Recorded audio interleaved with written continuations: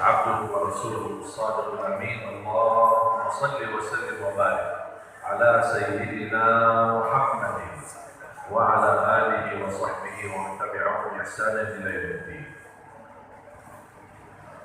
Alhamdulillah wa syukurillah, menutup safari dakwah kami di Batam, di Masjid Baitul Syakur.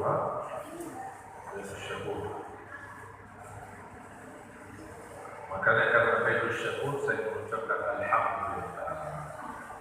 Safari dakwah kami, perjalanan kami selama 6 hari, Alhamdulillah berjalan lancar. Alhamdulillah menunjukkan betapa luar biasa antusias jamaah di Batam, di Karimun dan beberapa pulau, dan begitu luar biasa semangatnya untuk Al-Quran, semangatnya untuk bergabung menjadi keluarga Al-Quran, menjadi menghafal Al-Quran, dan insyaAllah pula akhlaknya akhlakul Quran.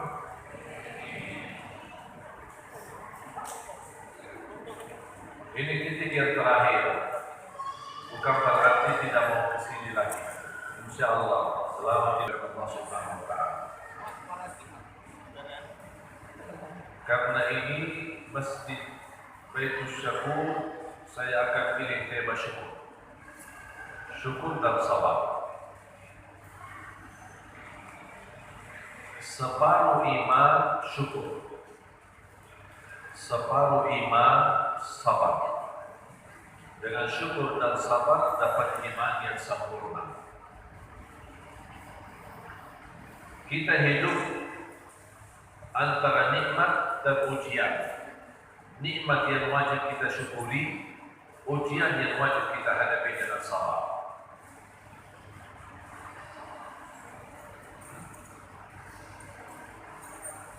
Ada 8 hal menjadi tanda proses hidup di dunia, dan 8 hal ini harus terjadi kepada semua orang tanpa kecuali. Semua orang pasti menghadapi 8 hal.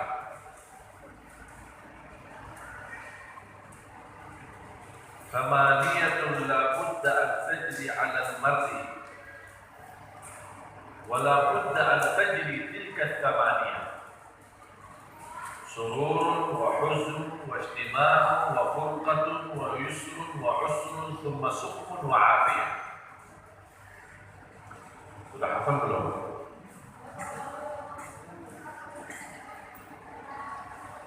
Yang artinya ada 8 hal menjadi tanda proses di dalam kehidupan dunia, dan itu pasti terjadi. Tidak mungkin ada orang hidup tanpa menghadapi 8 hal itu.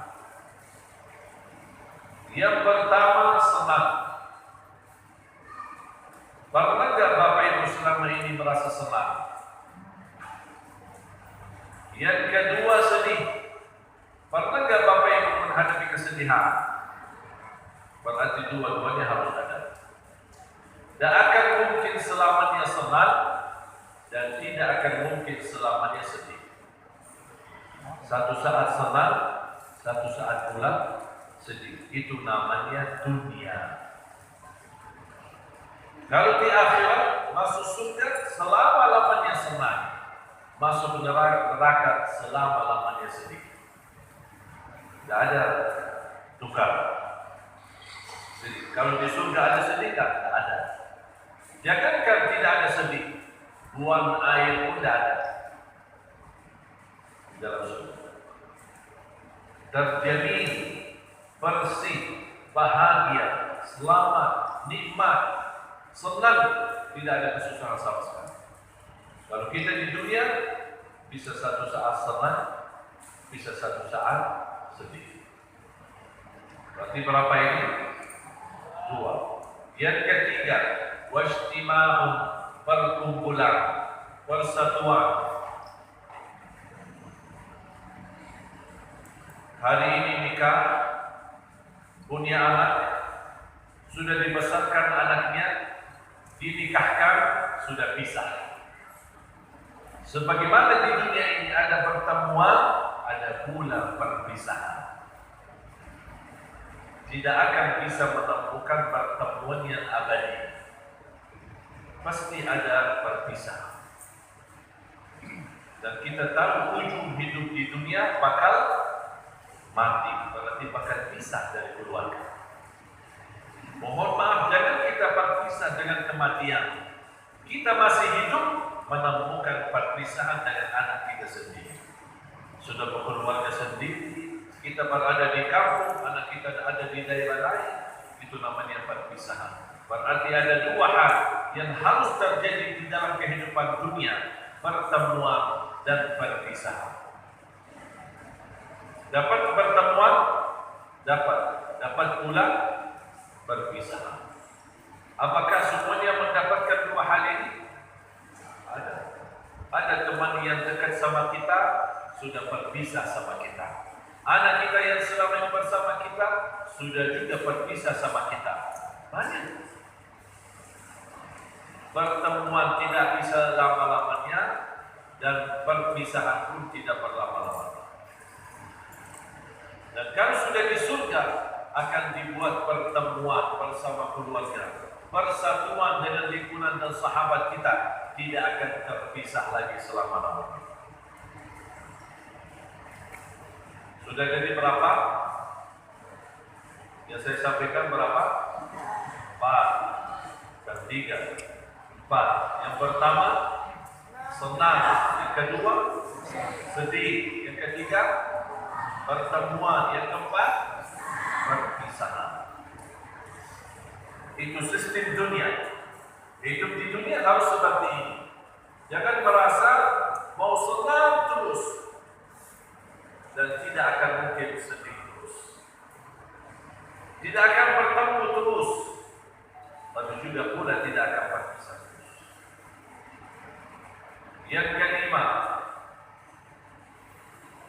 wa yusrun, usrun wa yusrun, thumma sukmun wa afiyah. Kemudahan dalam kehidupan. Dapat tidak apa yang kemudahan dalam kehidupan? Bekerja dapat alhamdulillah kemudahan. Punya usaha kecil-kecilan dapat belanja usahanya. Punya anak alhamdulillah istrinya melahirkan dengan selamat dan sehat. Banyak kemudahan yang kita dapat. Ada nggak melawan kemudahan kesusahan? Dapat nggak susah? Kadang-kadang susah sampai stres, sampai galau. Berarti kalau ada senang, ada kemudahan, ada pula kesusahan, itu namanya hidup di dunia. Itulah sistem hidup di dunia. Hari ini mudah, besok belum tentu mudah. Hari ini susah, dan susahnya tidak akan selama-lamanya. Pasti ada satu saat Allah bukakan jalan keluar dari segala kesusahan. Fa inna ma'al usri yusra. Inna ma'al usri yusra. Setiap kesusahan ada dua jalan keluar kemudahan. Dan saya kasih ilmu ya Bapak Ibu di dalam dua ayat ini, suratul Insyirah. Sudah baca suratul Insyirah? Tahu kan suratul Insyirah? Surah yang pendek, tidak terlalu panjang. Tapi dua ayat ini memberikan kesimpulan bagaimana Allah menjaminkan kemudahan dan segala kesusahan. Kalau Bapak Ibu dalam bahasa Arab ada kalimat yang diulangi dua kali menggunakan alif lam, al-usur, al-usur. Ada alif lam kan? Fa inna ma'al usri, inna ma'al usri. Kalau di dalam bahasa Arab, termasuk Al-Quran, kalau ada kalimat yang sama bentuknya, sama hurufnya, dan diulangi dua kali, diawali dengan huruf lam, Allah ingin memberikan pesan kesusahan itu satu. Tapi selanjutnya ada kalimat yusra. Berapa kali diulang yusra? Dua kali. Ada nggak alif lam? Tidak ada alif lam. Apa pesan Allah di dalam ayat itu? Setiap kesusahan ada dua jalan keluar kemudahan. Setiap kesusahan, seberapapun susahnya, seberapapun besar kesulitannya, Allah jaminkan yusra yusra, 2 kali akan ada jalan kemudahan dari susah yang kita hadapi. Makanya Bapak Ibu kalau lagi menghadapi masalah, jangan berkata ya Allah saya punya masalah besar, tapi katalah wahai masalah saya punya Allah yang lebih besar. Kita tunjukkan semangat, apapun masalah yang kita hadapi tidak boleh membatasi semangat. Kalau kita sedih, wajar, manusiawi. Kita merasa sakit, wajar, manusiawi. Tapi yang tidak boleh, sakit itu membuat putus asa. Sakit itu membuat kita tidak bermunajat kepada Allah. Sakit itu membatasi semangat kita. Itu yang tidak boleh. Ada orang meninggal, kita nangis kalau orang tua kita meninggal. Boleh tidak kita nangis? Boleh. Tapi jangan berlebihan nangis.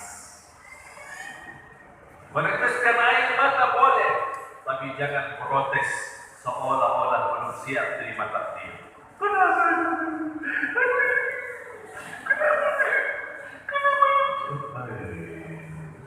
Tidak boleh. Nangis boleh, sedih boleh, tapi tidak boleh berlebihan. Saya pernah lihat seorang ibu nangisnya, saya pikir kesurupan. Karena dia nangis sampai buat dirinya di lantai, bolak-balik. Saya pikir kesurupan. Saya membaca itu dia keluar jinnya. Katanya enggak, dia nangis karena bapaknya meninggal dunia. Sepertinya tidak terima. Itu cara jahiliyah. Zaman jahiliyah begitu mereka lakukan. Kita orang Islam tidak boleh dilakukan seperti itu. Apa yang semestinya kita lakukan? Ucapkan Alhamdulillah, Inna Lillah wa Inna Ilaihi Raji'un. Ucapan Alhamdulillah bukan berarti kita senang ayah kita meninggal dunia, tapi menunjukkan Alhamdulillah, ya Allah kami siap memujimu walaupun ya Allah memuji kami dengan wafatnya orang tua kami. Anak sakit, Alhamdulillah, Inna Lillahi wa Inna Ilaihi Raji'un. Bukan saya berkata Alhamdulillah karena senang anakku sakit. Tidak, saya berkata Alhamdulillah menunjukkan rasa saya terima ya Allah pujianmu kesakitan anakku. Apalagi kalau ditambahkan Alhamdulillah, Inna Lillahi wa Inna Ilaihi Raji'un. Allahumma ajirni fi musibati wa akhlif li khairan minha. Ya Allah, sempurnakan pahala bagiku terhadap musibah yang saya hadapi dan ganti yang lebih baik.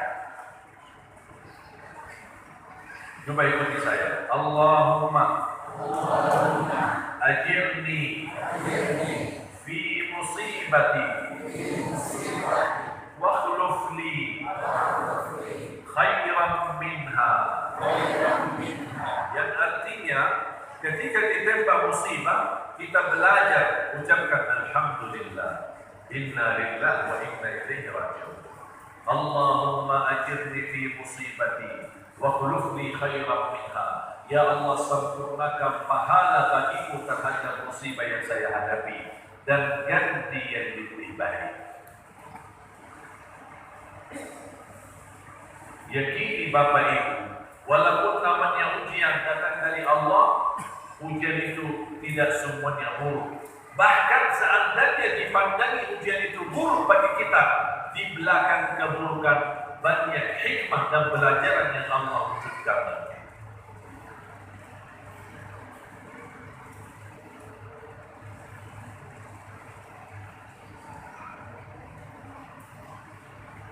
Saya akan cerita.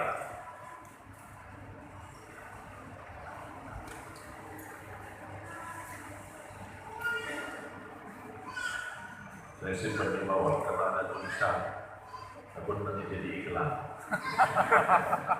Maklumkan salah review. Ada seorang guru ngaji. Habis pulang dari sekolahannya, dia naik bis umum, bis biasa. angkot umum. Itu ceritanya di Arab. Namanya bis, dan dia berhenti di beberapa titik. Dia jalan berhenti. Orang ini posisinya di kursi bagian depan. Dan nampaknya tidak ada kosong di belakang karena sudah lagi full. Tiba-tiba bis lagi jalan, ada seorang preman hentikan bis dia di jalan. Di Arab pun ada preman. Di Arab juga ada preman. Pas begitu mereka berhenti, dihentikan oleh orang-orang preman di jalan. Tiba-tiba dia buka pintu mobil dan megang bajunya, guru ngaji, dan dia keluarkan dia dari mobil dan dia buat di jalan. Ayo, sabar, dia naik mobil.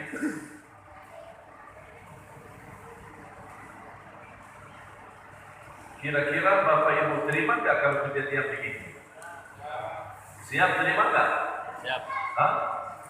Orang datang dengan cara menghina kita, menarik dari baju kita, mengusir dan keluarkan kita dari mobil. Sakit hati nggak? Marah nggak? Apa kata guru itu? Saking marahnya dan emosi, demi Allah kalau di tangan saya di saat itu ada senjata, saya akan tembak dia mati. Saking marah, dihina di depan orang, dibuat dari mobil, dari tempatnya dia, dan kemudian dia naik. Dan supir kan diam, tidak bisa apa-apa. Sampai supir dipandangin sama preman, supirnya langsung jalan.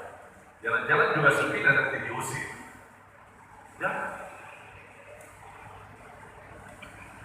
Orang yang guru ngaji itu, dia merasa kesal, tidak terima apa yang terjadi, dan ingin dia balas dendam.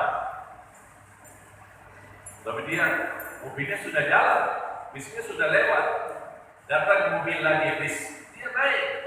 Tapi rasanya sudah tersakiti hatinya, terluka, sampai dia jalan. Di beberapa jarak jauh perjalanan, dia menemukan ada satu bis lagi kebakaran dan kecelakaan.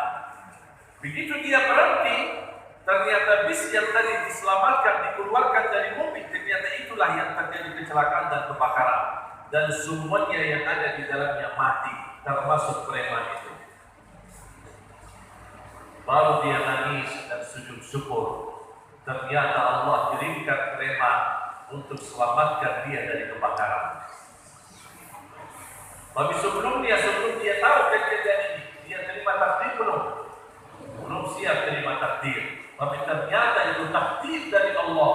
Kita tidak tahu bagaimana cara Allah proses takdir. Banyak rahasia di dalam takdir. Tapi ketahuilah, kalau Allah datangkan sebuah takdir menjadi ujian, yakini Allah ingin selamatkan kita dari takdir yang lebih parah dan takdir yang lebih besar. Seperti cerita guru ngaji. Makanya di situ dia langsung nangis dan dia berterima kasih Allah, terima kasih atas kiriman preman itu ya Allah. Awalnya dia merasa kehinaan, tapi ternyata belakangan dia merasa itu nikmat. Ternyata terjadi keselamatan. Ada seorang datang ke bandara. Dia selalu jaga awal waktu sebelum penerbangan. Karena namanya orang ke bandara takut macet, jadi dia usahakan lebih awal datang ke bandara. Dia datang lebih awal, sudah boarding, sudah semua beres, bagasinya sudah masuk, sudah semua aman. Dia duduk di ruang tunggu. Kelamaan dia menunggu, ketiduran. Sahabat dipanggil, Bapak pulang, naik pesawatnya sebentar, dari jawab respon. Tidur. Apa yang terjadi? Terbang pesawatnya. Tiba-tiba terbangun. Langsung dia bawa boarding menghadap petugas.